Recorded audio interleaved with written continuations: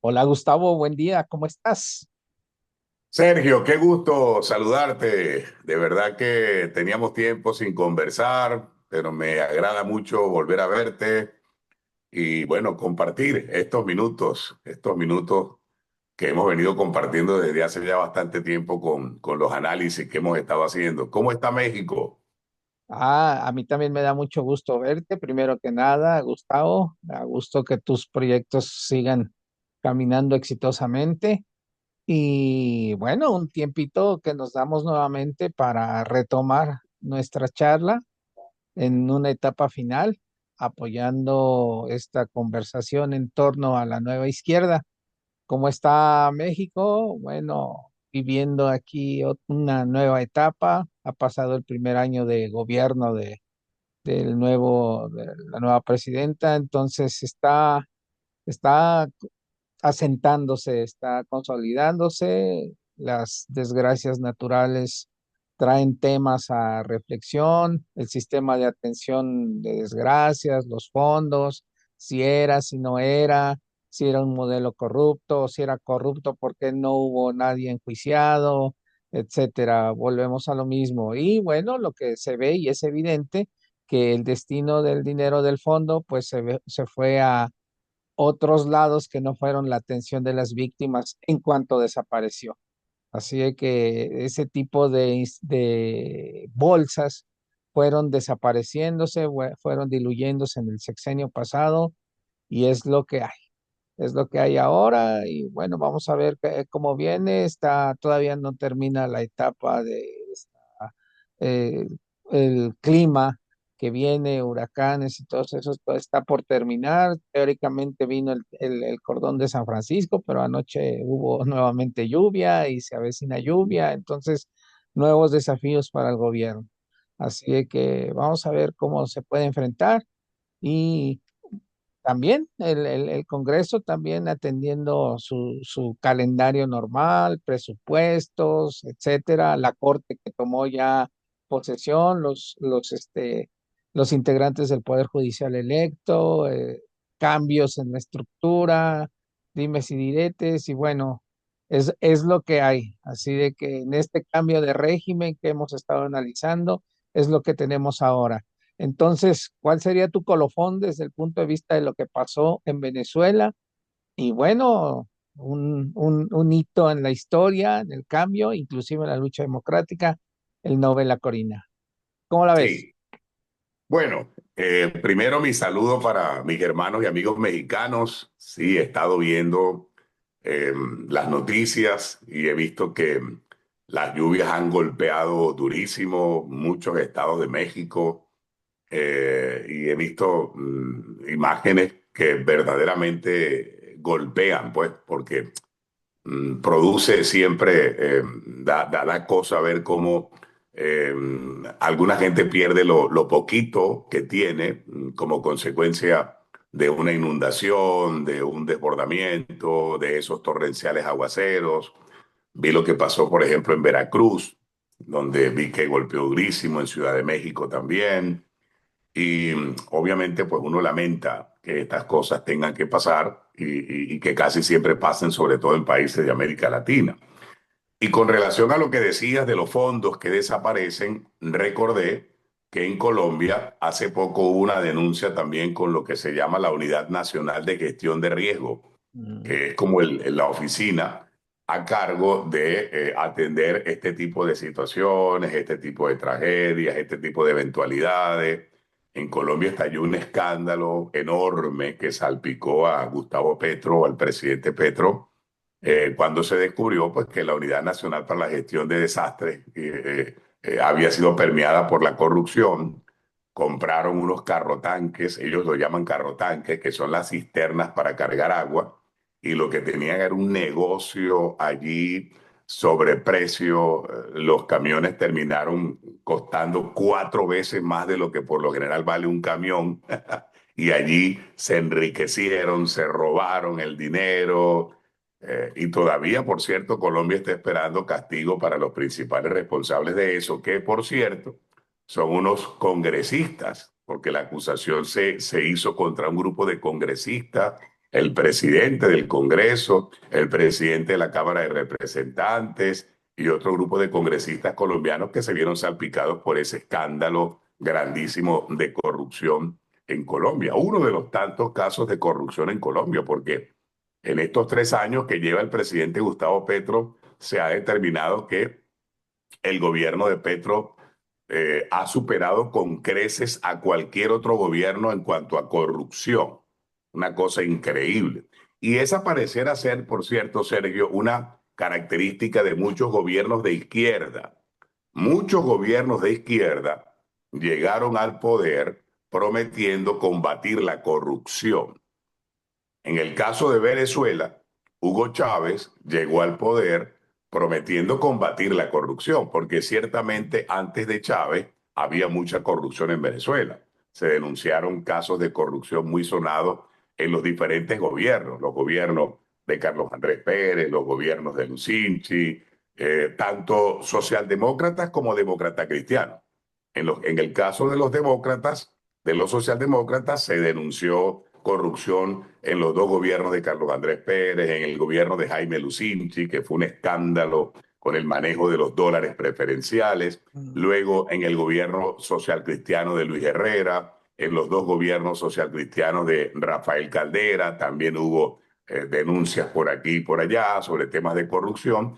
Y entonces Hugo Chávez, después que da el golpe de Estado el 4 de febrero del 92, intenta justificar el golpe. Una de las cosas que intentó Chávez fue justificar el golpe de Estado, diciendo que había mucha corrupción y que había que acabar con la corrupción.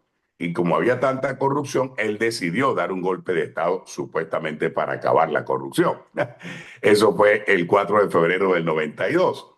Chávez gana las elecciones en diciembre del 98, toma posesión del cargo a principios del 99 y lo que comenzó en Venezuela a partir de 1999 con Chávez no fue precisamente una lucha contra la corrupción, fue todo lo contrario.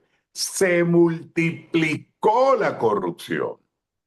Durante los 14 años de gobierno de Chávez, la corrupción se multiplicó por 100. Hubo más corrupción, más robo. Es decir, al punto de que lo que había pasado en los gobiernos de Acción Democrática y COPEI en Venezuela se quedó chiquitico, se quedó en pañales, diríamos en Venezuela, se quedó en pañales porque la corrupción que se desató con el gobierno de Hugo Chávez fue una cosa desastrosa y monumental. Llega Maduro y la corrupción bajo el régimen de Maduro superó a la corrupción de Chávez. Imagínate eso. O sea, la corrupción cuando Chávez superó a la de los gobiernos democráticos, pero la corrupción de Maduro superó a la de Chávez. Imagínate tú eso. Y el discurso era el mismo. El discurso era que ellos habían llegado para combatir la corrupción, para acabar la corrupción. Eso no ocurrió. Nada de eso pasó. Todo lo contrario.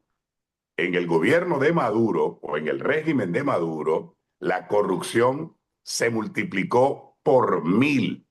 Cuando Chávez se multiplicó por 100, cuando Maduro se multiplicó por 1000, ahora hay 1000 veces más corrupción en Venezuela. ¿Por qué? Porque Maduro se apoderó de todos los poderes públicos, poder ejecutivo, poder legislativo, poder judicial, poder militar, y al tener todos los poderes concentrados en una sola mano, en Venezuela se acabó, por ejemplo, la Contraloría.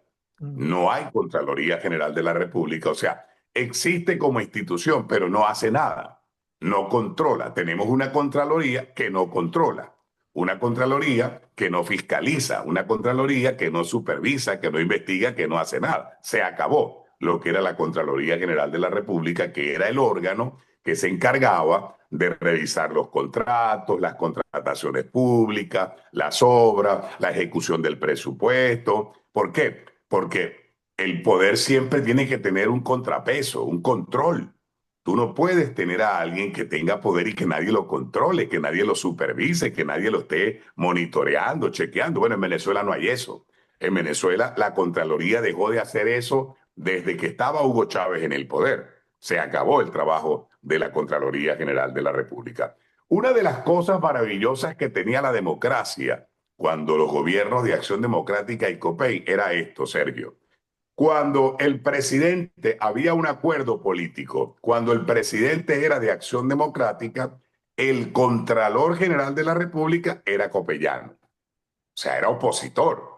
¿Para qué? Para que un opositor se encargara de supervisar y de revisar las cuentas del gobierno. A la inversa, cuando el gobierno era copellano, el Contralor era adeco, Mm. era de la oposición para poder fiscalizar y controlar lo que estabas haciendo. Era lo que llamábamos el contrapeso. Y por eso, en los gobiernos de Acción Democrática y en los gobiernos de COPEI, hubo muchas denuncias de corrupción, es cierto, pero se investigaba, se investigaba, se investigaba, se denunciaba, se iba ante los órganos contralores y siempre había una supervisión permanente. Había corrupción, pero se denunciaba. Pero desde que llegó Chávez, eso se acabó. La Contraloría se acabó. Nunca más, desde el año 1999, cuando Chávez ganó el poder, hasta 2025, nunca volvimos a ver una investigación por parte de la Contraloría General de la República, nunca volvimos a ver una denuncia por parte de la Contraloría. La Contraloría desapareció. ¿Por qué? Porque el Contralor era compadre de Chávez o compadre de Maduro o amigo de ellos. Nunca, jamás nombraron un Contralor opositor, les daba miedo que los controlaran. Entonces se acabó eso. En Venezuela nadie supervisa las contrataciones públicas. En Venezuela se acabaron las licitaciones. Mira qué Mm. importante esto. Las licitaciones públicas, cuando tú ibas a ejecutar una obra, tú tenías que licitar, había una ley de licitaciones, tenías que publicar un aviso en la prensa y sacar a licitación pública la obra para que todos los empresarios, los constructores que tuvieran interés en esa obra participaran. Se hacían licitaciones a sobre cerrado. Cada quien llevaba su oferta en un sobre cerrado y en un acto público, en un auditorio, se abrían los sobres y la oferta que era mejor, pues era la que ganaba. Y entonces, si era una obra que costaba 100 millones y Gustavo Azócar pujaba y decía, bueno, yo la hago en 95 millones, pero Sergio Arellano decía, no, yo la hago en 90 millones y la hago aquí. Bueno, la oferta de Sergio ganaba, aquí está, fue la mejor oferta que se recibió. Eso se hacía, se hizo mucho en Venezuela. Bueno, ahora eso no existe. Aquí no hay licitación de nada. Aquí todos los contratos públicos se asignan a dedo. Maduro le da los contratos a sus amigos, a los amigos de los hijos, al compadre, a la comadre, al otro. Mira, ha ocurrido una cosa increíble en estos días. Algunos colegas periodistas, hay una página de periodismo investigativo en Venezuela que se llama Mm. Armando Info, armando.info. Te invito a que la revises. Bueno, ahora se descubrió que la mayoría de los contratos públicos en Venezuela están en manos de militares, militares activos. Es una cosa increíble que solamente pasa en la Venezuela de Maduro. Militares activos, un general activo, un coronel activo, un capitán activo, que son generales y oficiales de la Fuerza Armada activos, tienen empresas, son accionistas de las empresas y contratan con el gobierno, contratan con el gobierno. O sea, ¿cómo es eso? ¿Cómo es que un oficial, un capitán del ejército tiene una empresa y esa empresa contrata con el gobierno? ¿Qué es eso? ¿Qué es eso? Eso no puede ser legal. Eso es completamente ilegal, ¿me entiendes? Bueno, todo eso ha pasado en estos últimos años y obviamente la corrupción lo ha acabado con todo y por eso es que se han robado todo. No ha habido presupuesto en Venezuela que aguante porque estos señores llegaron literalmente para robárselo todo. Se lo robaron todo. Todo es todo, Qué absolutamente bárbaro. todo. Quebraron a Petróleo de Venezuela, PDVSA, estuvo Mm. siempre en lo que llamamos el Ujú. top 10 dentro de las 10 empresas petroleras más importantes del mundo. Siempre fue así. Creo que ahí estábamos con Pemex metidos también, porque Ujú. creo que Pemex también estuvo ahí en el top 10, ¿verdad? Bueno, ya Sí. PDVSA tiene años que no está en el top 10. ¿Por qué? Porque la quebraron, acabaron con una empresa que valía miles de millones de dólares, al punto de que en Venezuela hoy ni siquiera gasolina se consigue. Hay que hacer pilas para poder conseguir gasolina porque la situación está verdaderamente terrible. Entonces, una de las cosas en la que estos señores de la izquierda, ¿verdad? Lamentablemente han fallado es ese tema, es el tema del combate a la corrupción. Y pasa en Venezuela, pasa en Colombia, seguramente pasa en México también. Y en cualquier gobierno latinoamericano donde haya un gobierno de izquierda, salvo contadas excepciones, no sé, por ejemplo, si en Chile pudiera ser como que una de las excepciones, ¿verdad? Pero en cada uno de esos gobiernos de izquierda es lo mismo: corrupción, se roban la plata, le dan contratos a los amigos, a los familiares, a los compadres, a las comadres. O sea, el discurso anticorrupción de la izquierda definitivamente se acabó, se acabó. Y si no tienes Contraloría y aparte de eso tampoco tienes al Congreso de la República haciendo su función, porque el Congreso de la República en Venezuela tenía una función contralora.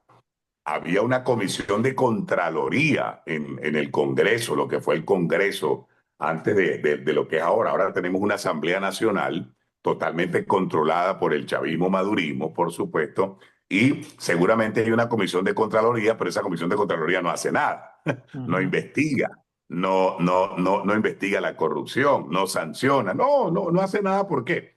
Porque todo está bajo control de Maduro. El poder legislativo en Venezuela está bajo control de Maduro. El poder judicial bajo control de Maduro. El poder ejecutivo bajo control de Maduro. El poder, lo que ellos llaman el poder moral, que es Contraloría, Procuraduría, Fiscalía, bajo control de Maduro. El poder electoral bajo control de Maduro. Es decir, el poder electoral ya vimos lo que hicieron con las elecciones presidenciales del 28 de julio del año pasado. Es decir, el presidente del CNE dijo que Maduro ganó, pero nunca mostró un acta. Nunca mostró un acta. Es decir, usted ganó, pero un momentico, ¿y dónde están las actas? Usted tiene que probarme que ganó, usted tiene que probar que me ganó la elección. ¿Y cómo se prueba que me ganó la elección? Muéstreme las actas. Es la única manera de que yo me quede tranquilo y le pueda reconocer el triunfo. Pero si Ya. usted dice que ganó, pero no muestra una sola acta donde realmente quede demostrado que usted ganó, obviamente usted no ganó. Hay una página web que creó un ingeniero venezolano que se llama macedoniadelnorte.com, donde cada persona puede ver allí las actas una a una que demuestran cómo el Mundo González ganó. Ahí están todas las actas y están todas las mesas. Y Ya. están las pocas mesas que ganó Maduro. Por ejemplo, el trabajo que hizo esta gente de Macedonia del Norte es tan completo que tú te metes en la página web y revisas estado por estado. Venezuela tiene 24 estados, lo revisas. Revisas municipio por municipio. Venezuela tiene 335 municipios, lo revisas. Revisas cada centro de votación, revisas cada mesa y vas a ver que aparecen el acta de las pocas mesas que ganó Maduro y las actas de las mesas que ganó Edmundo González. Y entonces allí aparece, por ejemplo, que Edmundo González ganó 10.600 mesas, mientras que Maduro ganó 2.500 mesas. Ahí están los números. Y están las actas firmadas por los testigos, actas oficiales del Consejo Nacional Electoral. Ellos nunca pudieron mostrar ni una sola acta. Inventaron el hackeo, que supuestamente hackearon al Consejo Nacional Electoral. Obviamente nunca se produjo ese hackeo ni nada por el estilo. Fue la manera de ellos intentar ocultar, tapar la derrota que habían sufrido. Y ahora tienes a Maduro pidiendo auxilio ante el mundo por lo que está haciendo el gobierno de Estados Unidos, ¿verdad? Y lamentablemente hay algunos gobiernos que han caído en la trampa, porque es una trampa cazabobo, de que dicen, no, no es posible que Estados Unidos esté haciendo eso, no es posible que quieran sacar a Maduro por la fuerza, no es posible. Pero se les olvida que Maduro se robó las elecciones el 28 de julio. ¿Sí me entiende? Es decir, Sí, pero sí. un momentico. La persona a la que usted está defendiendo, el tipo se robó unas elecciones hace un año. Por tanto, si él se robó unas elecciones hace un año, el tipo no es legítimo, el tipo no tiene ninguna legitimidad, ¿ok? Se robó unas elecciones. Entonces, han pretendido dejar a un lado el robo de las elecciones en julio de 2024 y entonces, sobre todo los izquierdistas, no quieren hablar de eso, sino quieren hablar de lo que está haciendo Donald Trump, de la orden que acaba de dar Donald Trump para que la CIA intervenga en Venezuela. Ahora se hacen las víctimas. Ahora Maduro es la víctima. Pobrecito Maduro que Donald Trump lo quiere sacar. Mentico, pero a usted se le olvidó que el tipo se robó las elecciones. ¿Dónde comenzó este problema? Este problema comenzó porque hubo un robo de las elecciones el 28 de julio de 2024. ¿O es que eso no cuenta? Por supuesto que eso cuenta. Entonces, en conclusión, es una lástima te lo comentaba antes de que comenzáramos la grabación, es una lástima ver cómo la izquierda latinoamericana se ha convertido en un fraude. La izquierda latinoamericana es un fraude, salvo contadas excepciones.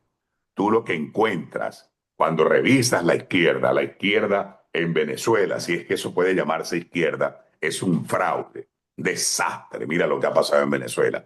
Esta izquierda que representa a Gustavo Petro en Colombia, un desastre total y absoluto. El daño que Gustavo Petro le ha hecho a Colombia es incalculable.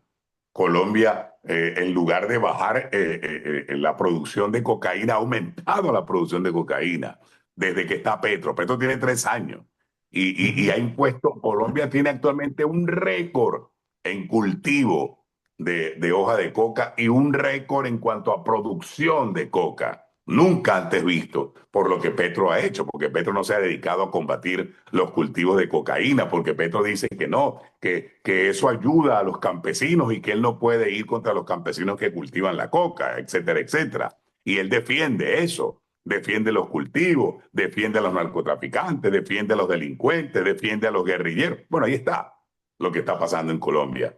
Una crisis política, económica, social, una ola de violencia terrible, corrupción por todos lados, en fin. Y si te pones a analizar, por fortuna, los pocos gobiernos donde todavía queda izquierda, por lo menos en Bolivia, el desastre que hizo el Evo. partido de Evo Morales, el gobierno de Evo Morales y luego el gobierno de Luis Arce, menos mal que los bolivianos se cansaron y los bolivianos dijeron, ya, no podemos seguir tolerando esto, está bueno de esto. 20 años estos tipos Ujú. mandando aquí y mira cómo nos acabaron el país, prácticamente casi acaban a la pobre Bolivia y los bolivianos decidieron que ya no más, ¿verdad? Que ya no más y sacaron a Evo Morales y sacaron a Luis Arce y el próximo presidente de Bolivia con toda seguridad va a ser un presidente que no va a ser de izquierda, lo cual es muy bueno, ¿verdad? Entonces, igual, igual va a pasar en Venezuela. El cambio político en Venezuela es inevitable, Ujú. inevitable. Viene un cambio político en Venezuela porque estos señores durante 25 años acabaron al país, lo destruyeron, lo pulverizaron prácticamente el país que teníamos. En Colombia va a pasar igual. Petro va a terminar saliendo por la puerta de atrás, ¿verdad? Y será recordado como uno de los peores gobiernos que ha tenido Colombia, ¿verdad? Y si en México definitivamente no se produce lo que pudiéramos llamar un golpe de timón, el gobierno de la presidenta Sheinbaum está empezando, apenas tiene un año, ¿no? Está empezando, entonces todavía hay tiempo de corregir, de darle un giro al timón y de empezar verdaderamente a hacer cosas que lejos de destruir la democracia, permitan mejorar la democracia, porque esa es una de las grandes virtudes de la democracia. La democracia puede tener defectos y virtudes. Seguramente tiene muchos defectos la democracia, es cierto, pero la democracia es un sistema perfectible. Tú lo puedes perfeccionar, lo puedes corregir, puedes tomar medidas, puedes ir haciendo cosas para que en lugar de que haya menos democracia, haya más democracia, más participación, que a la gente se le tome verdaderamente en cuenta, que haya más transparencia, que haya más pulcritud en el manejo de los dineros públicos. Menos ideología es lo que uno pide a Exacto. veces. Menos ideología. Esto ya no es un problema ideológico. ¿Por qué? Porque está demostrado que a la gente no le importa muchas veces si tú eres de izquierda o eres de derecha, siempre y cuando tú resuelvas los problemas.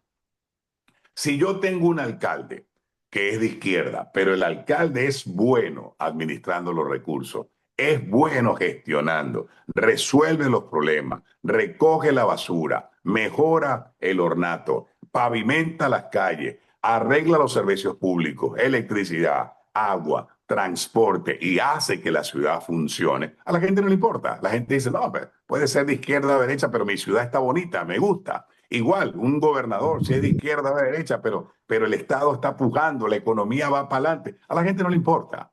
¿Sí ves? Ah, La gente lo que quiere son resultados, la gente lo que quiere son resultados, que se vean resultados positivos en el gobierno, que no se roben la plata, que no haya corrupción, que haya transparencia y que obviamente haya más y mejor democracia. Entonces creo que al final ya esto dejó de ser un problema de si se es de izquierda o si se es de derecha, porque lo que la gente quiere es gestión, resultados, gestión y resultados. Creo que eso es lo importante y es hacia donde se debería apuntar, no solamente en México, sino en cualquier otro país de América Latina, serio.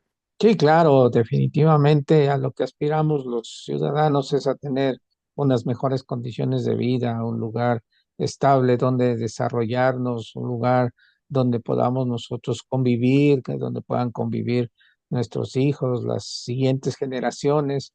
Y bueno, efectivamente yo creo que coincido contigo, la izquierda deja que desear, rompe con su compromiso social y se vuelve socializante.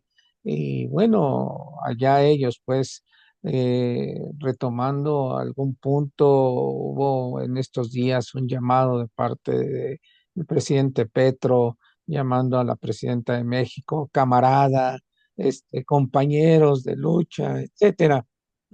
Porque hay gente que cree que no hay un sesgo en ese sentido. Y bueno, aquí algunos recordarán que ella ha sido parte de los movimientos estudiantiles, hay referencias, imágenes, hubo su participación en una intervención en la Universidad Nacional como miembro del Consejo Universitario, del Consejo de Huelga, estuvo en las mesas de trabajo por parte de los estudiantes, tratando de cambiar, según ellos, las condiciones de la administración de la universidad para generar mejores condiciones. Ella, ahora el titular del ISSSTE, Martí Batres, estuvieron activamente en esas mesas de trabajo.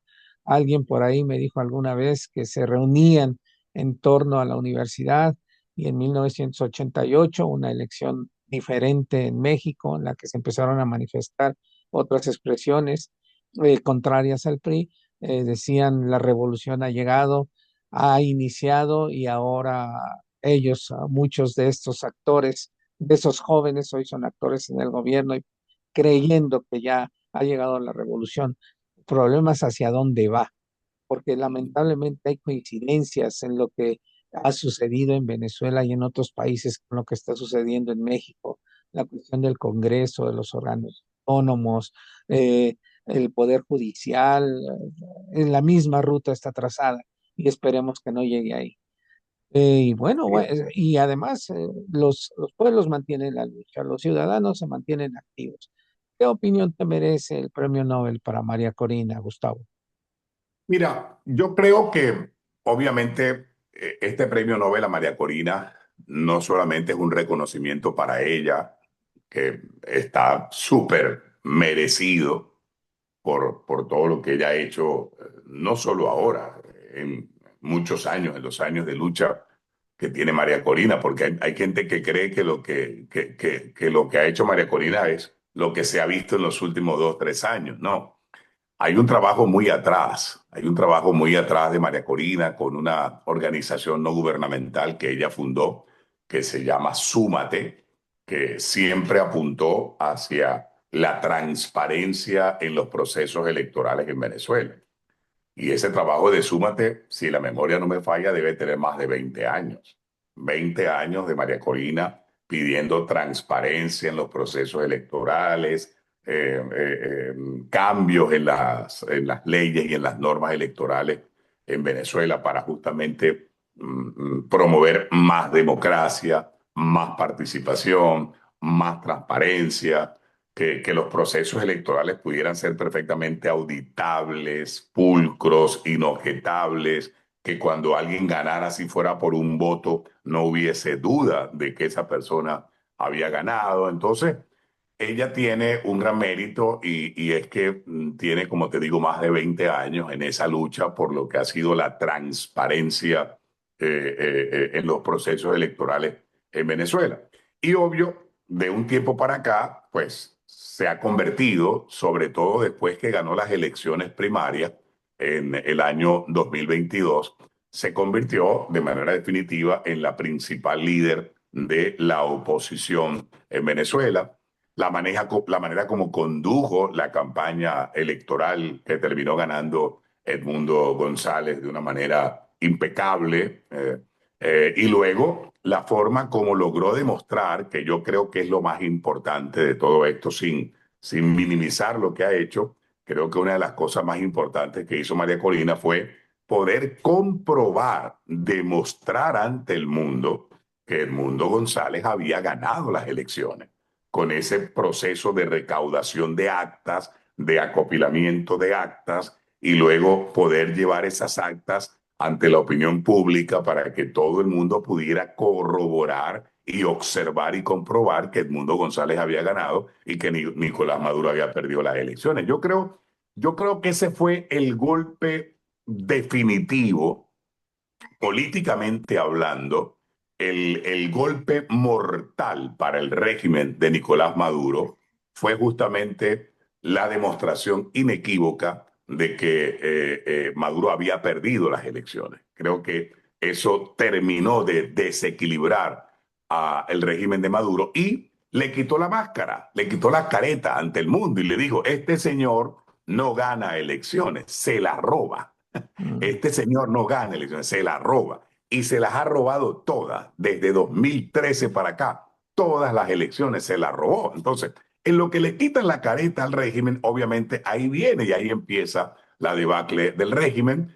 Creo que Maduro no sopesó, no valoró eso, pensó que podía quedarse allí como lo ha intentado por la fuerza, con las bayonetas, con los tanques, con las tanquetas, con fusiles, con armas, con esto, con no sé qué, porque si algo ha quedado demostrado es que lo único que tiene Maduro es apoyo de los militares, fundamentalmente. Y lo tiene porque Maduro corrompió a la Fuerza Armada Nacional Bolivariana, la corrompió, la compró a punta de contratos, dinero, obras, plata y un montón de cosas. Y por eso pues hay muchos militares que están prácticamente apoyando a Maduro para que Maduro no se vaya. Entonces, creo que es muy meritorio, sin ninguna duda, es muy meritorio el Nobel para María Corina. Otra de las cosas que ella hizo inteligentemente fue que luego de las elecciones del 28 de julio, había mucha gente pidiendo, tú sabes, salir a las calles y no sé qué, incendiar el país y tomar el poder por la fuerza y confrontación. Hubo momentos muy tensos en los cuales se llegó a creer que Venezuela podía estar inmersa hasta en una guerra civil, Ujú. ¿verdad? Por fortuna no ocurrió así. Creo que ella fue muy inteligente al decir, un momentico, esto lo podemos pelear de otra manera, lo podemos ganar de otra manera, como en efecto lo ha venido haciendo, sin apelar a la violencia. Y yo creo que la decisión que ella tomó de no apelar a la violencia para reclamar la victoria del 28 de julio, sino apelar a vías democráticas, constitucionales y a la comunidad internacional, obviamente que fue una decisión bastante acertada. Así que ese premio no tiene ningún tipo de objeción por nuestra parte. Creo que es Yo, muy merecido y creo que más allá es un reconocimiento a la lucha que millones de venezolanos venimos llevando a cabo, tanto adentro como afuera de Venezuela, por la recuperación de la democracia venezolana. Es decir, no es solamente un premio a María Corina, es también un premio a los millones de venezolanos que tenemos años pidiendo la vuelta de la democracia en Venezuela, a los millones de venezolanos que nos tuvimos que ir de Venezuela huyendo por la persecución que desataron contra cada uno de nosotros, y a los millones de venezolanos que todavía viven en Venezuela aguantando, peleando, guerreando, resistiendo para que se produzca el cambio necesario que anhelamos todos y cada uno de los venezolanos. te agradezco mucho esta referencia, porque la mayoría de los ciudadanos en el corto plazo identifica a María Corina efectivamente como líder de las últimas elecciones, y pareciera que su aportación fue esa, liderar un movimiento en contra en una elección, pero esta remembranza que haces de su organización, de la lucha por años, pero además vinculando el Nobel de la Paz inclusive con el título, este llamado a mantenerse en la convivencia, aún ante la frustración, enojo, encono que pudo haber dado el resultado que se dio por parte de las instituciones gubernamentales venezolanas, es lo que abona en favor de este premio, pues no es únicamente su activismo en contra de un régimen de esas características, sino es toda una lucha, que finalmente eso fueron los Nobel, todos años de trabajo, años para poder llegar a un producto, y finalmente la conciencia que hoy tiene el pueblo venezolano y que tiene el mundo, además también de lo que está sucediendo. Muchas veces ellos piensan que viven los momentos que se instauraron anteriormente, el control de la información, que la gente no podía salir y demás. Ahora ya estos modelos de gobierno están rebasadísimos por la tecnología y demás. De veras, causa sorpresa que la reacción del gobierno venezolano sea de retirarse, retirar su representación diplomática, en el Ujú. entendido y en la lógica de que inclusive el, el, el- el Comité Nobel está influido por el gobierno. Así es como funcionan ellos, y creen que así son las cosas, que no hay otro tipo de reflexiones al interior de organismos autónomos y además internacionales Así es. con ese prestigio y esa trayectoria. En fin, seguimos escribiendo a diario, que estamos llegando pues al final de esta serie. Te agradezco mucho tus aportaciones, como te lo comenté y se lo comento a quienes han seguido nuestras transmisiones, aportaciones. Vamos por una obra literaria de memoria. Yo creo que es el momento.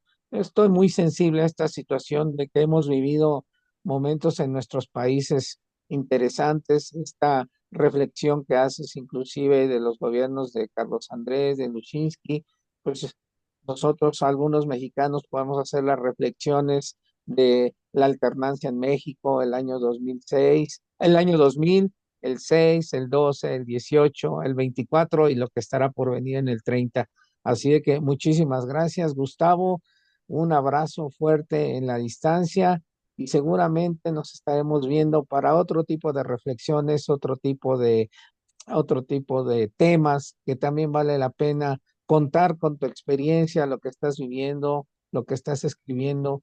Muchas gracias por aportarle, por darle a la aldea global, que ahora se le llama, esta información en torno a Venezuela, al impacto que ha tenido, y a los mexicanos, para que tengan por ahí alguna referencia, alguna notita, algo en torno de qué poder reflexionar aquellos a los que les interesen estos temas. Muchas gracias, Gustavo.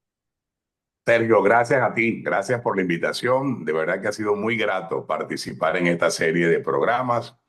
Y bueno, esa obra literaria la vamos a estar esperando. Ojalá que la gente pueda adquirirla, leerla y reflexionar sobre todos los temas que hemos ido abonando a lo largo de nuestras conversaciones. De verdad que agradecido y bueno, muy pronto nos veremos. Tengo por ahí pensado ir a México y cuando ya tenga la fecha para ir a México te llamaré, te platicaré para que nos veamos y podamos tomarnos un café. Así que un abrazo, hermano. Así será. Mucho gusto. Un abrazo, Gustavo. Hasta pronto. Gracias. Hasta luego. Vale.